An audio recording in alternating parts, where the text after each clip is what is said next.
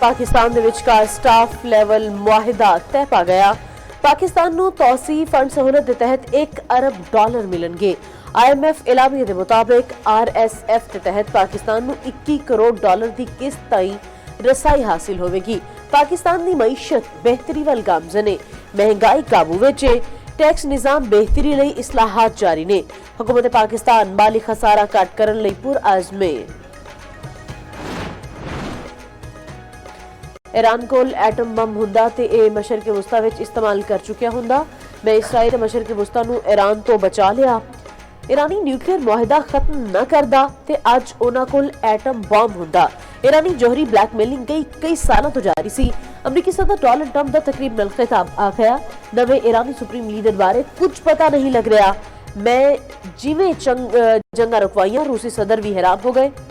मैं सोचा जे मैनू नोबेल इनाम न मिलिया तो किसी होर नूं भी नहीं मिल सकता। ईरान ने सऊदी अरब, बहरीन, कवैत ते कतर ते मिसाइल हमले किए।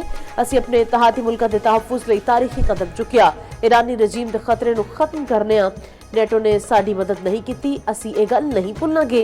अमरीकी सदर दा एक बार फिर पाक भारत जंग दा जिक्र। डोनाल्ड ट्रंप दी वज़ीर आज़म शहबाज शरीफ दी तारीफ। बोले पाक भारत जंग विच 9 जहाज डेगे गए। दोनों मुल्कां नूं आख्या जे जंग ना रोकी ते भारी टैरिफ ला देवांगा। मीडिया नाल गलबात विच बोले ईरान नाल असीं गल कर रहे हां, ओ डील चाहुंदा है। मैं जे सदर मुंतखब ना हुंदा ते हुण ताईं अमेरिका खत्म हो चुकिया हुंदा। मैं कातिल ते जराइम पेशा बंदियां नूं मुल्क तो बाहर कर दिता। ईरान ने इसराइल ते क्लस्टर मिसाइल दी बारिश कर दी। अमरीकी बेसिस नूं भी टारगेट किया गया। खलीजी मुल्कां विच सूरत-ए-हाल कशीदा। कवैत दे शेख पोर्ट उत्ते ड्रोन हमला। कवैती हुकम के मुताबिक बंदरगाह के बाज़ हिस्से मुतासिर, कोई जानी नुकसान नहीं होया। कवैत दे अली अल सालम ते अल अदीद अमारात दे अल जफर एयरबेस उत्ते हमले। सऊदी अरब दा मशरकी इलाके विच 2 ड्रोन तबाह करन दा दावा। बहरीन दे शेख ईसा बेस नूं वी निशाना बनाने दी इतला। कतर विच भी धमाके। क्लस्टर मिसाइल नाल इसराइली शहर तिल अवीब दे कई इलाके विच तबाही। अशदू विच ऑयल स्टोरेज टैंक ते डिपो नूं निशाना बनाया गया। इलाके विच धमाके ते अग लग गई। हिजबुल्ला ने भी इसराइल उत्ते रॉकेट हमले तेज कर दिते। इसराइली फौज नूं गाइडेड मिसाइलां तो निशाना बनाया गया। हिजबुल्ला दा 24 घंटियां विच 21 इसराइली टैंक तबाह करन दा दावा। इसराइल उत्ते ईरान ते हिजबुल्ला दे हमलियां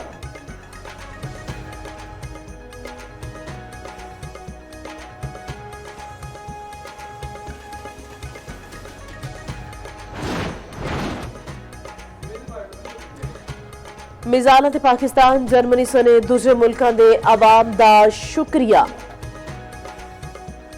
अमेरिका ते इसराइल दी ईरान उत्ते बमबारी जारी। देर रात तेहरान उत्ते शदीद बमबारी, कई थावां ते धमाके। खंदाब विच पावर प्लांट उत्ते हमला रिपोर्ट होया। इसराइल अमेरिका दा ईरानी अराक हैवी वाटर कॉम्पलैक्स उत्ते फिजाई हमला।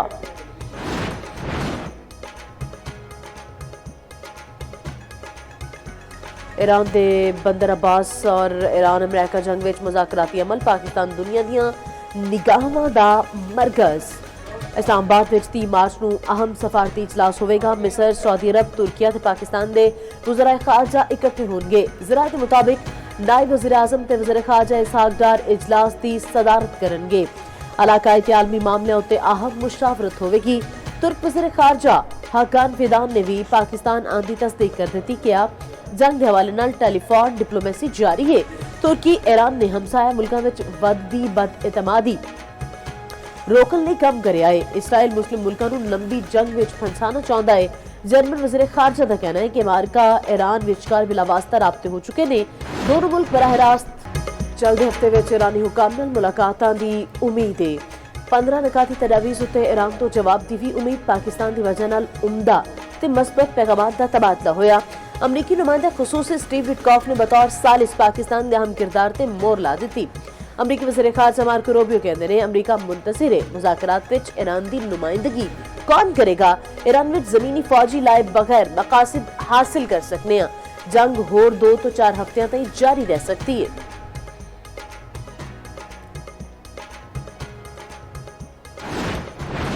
जो आज से शुरू हो रहा है इसमें भी मुझे पेट्रोल पर फी लीटर 95 रुपए और डीजल पर फी लीटर 203 रुपए इजाफा करने की तजवीज़ दी गई है, जिसे मैंने आपकी मुश्किलात के पेश नज़र एक बार फिर मुस्तरद कर दिया है।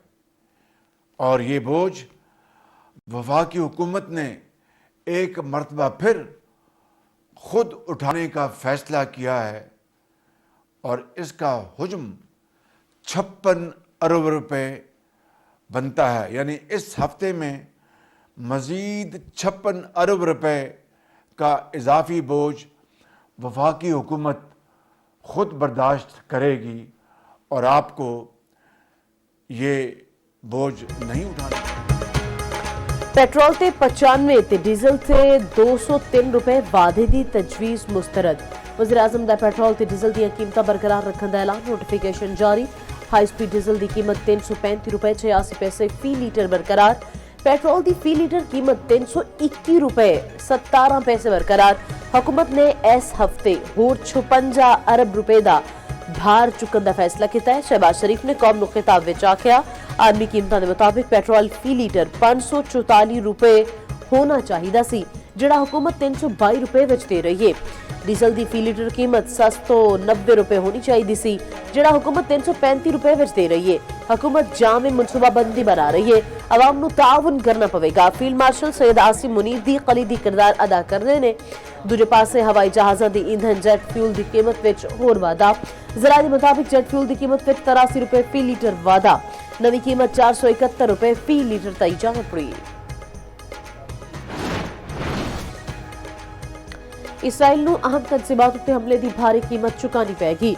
ईरानी वज़ीर ख़ारजा अब्बास अरागची का कहना है कि इसराइल ने साडियां 2 स्टील फैक्ट्रियां, एक पावर प्लांट ते जोहरी तनसीब नूं निशाना बनाया।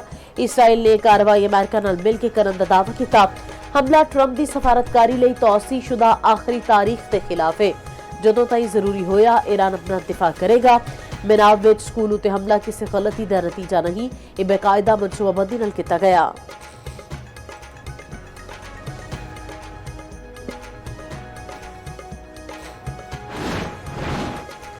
अमरीकी सदर डोनाल्ड ट्रंप की मकबूलियत विच वड्डी कमी। 64% अवाम ने ट्रंप की कारकर्दगी मुस्तरद कर दी। अमरीकी न्यूज चैनल ने सर्वे जारी कर दिता। 59% बंदे ट्रंप तो गैर मुतमईन नजर आए। महंगाई उत्ते 71% बंदे ट्रंप तो नाराज। 66% ने मईशत उत्ते नापसंदीदगी का इजहार किया। खारजा पॉलिसी उत्ते 62% अवाम की मुखालफत।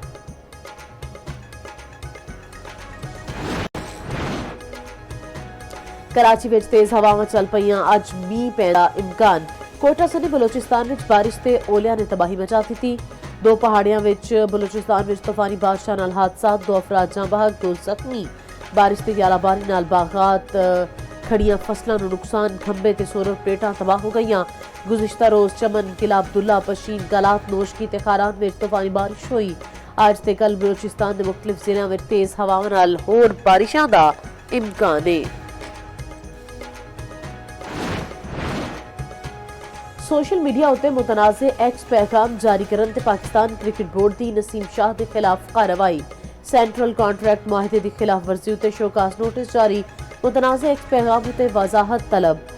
ज़राए के मुताबिक नसीम शाह के एक्स पैगाम उत्ते चेयरमैन PCB मोहसिन नकवी पर हमले। नसीम शाह के तसल्ली बख्श जवाब न मिलने उत्ते मैचों की पाबंदी लगन का इम्कान। जुर्माना या दोनों सजावां एक नाल दित्तियां जा सकदियां ने।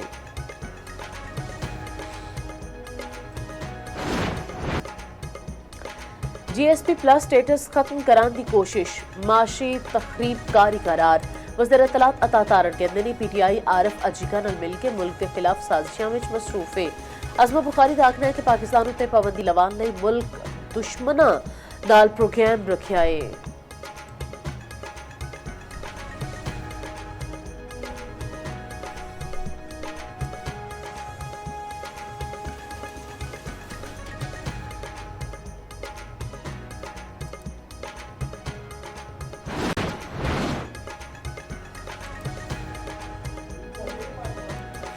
GSP प्लस पर के मामले से गैर संजीदा गलबात, कौमी मफाद के खिलाफ।